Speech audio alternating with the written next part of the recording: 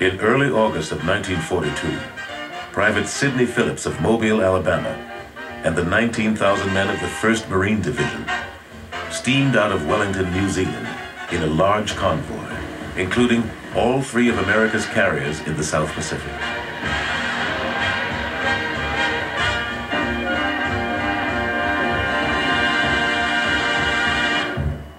Their target was so remote, so obscure, that some of their officers had trouble saying its name.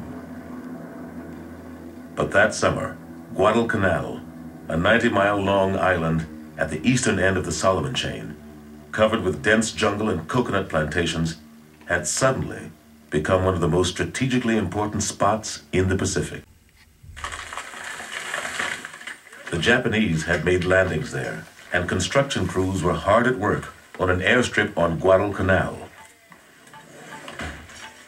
If they were allowed to complete it, Japanese warplanes could choke off shipping lanes between the United States and Australia and make the Allied campaign impossible. The Marines, including 17-year-old Sid Phillips, now a mortarman, had been sent to stop them. Their commander had assumed his green troops would receive another 6 months of training before they saw combat. They were armed with old bolt-action rifles.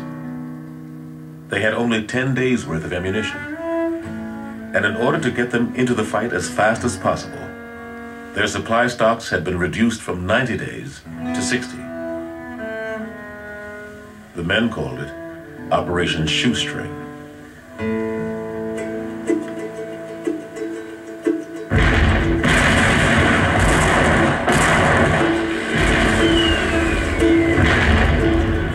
At dawn, on August 7, 1942, American land forces went on the offensive for the first time in the Second World War. No one had any idea how long, how bloody, and how consequential the Battle for Guadalcanal would be. Sid Phillips' platoon was part of the second wave of Marines to go ashore. We had been repeatedly told this would be the first ship-to-shore landing, he remembered. And nobody could more than guess if such an idea would be successful. We braced ourselves, and the craft slid up on the beach. We charged out ready to do or die, Phillips said. And there was the first wave, sitting, laughing at us. There was virtually no opposition. The first American casualty on Guadalcanal was a Marine who cut his hand with a machete trying to open a coconut. The Marines moved off the beach. A combat photographer caught Sid Phillips relieving himself. Well, they got away with it. It turned out not a bad way to do it. If they'd attacked the airfield, maybe there would have been a lot more damage done to stores, catching fire. The radio might have been busted.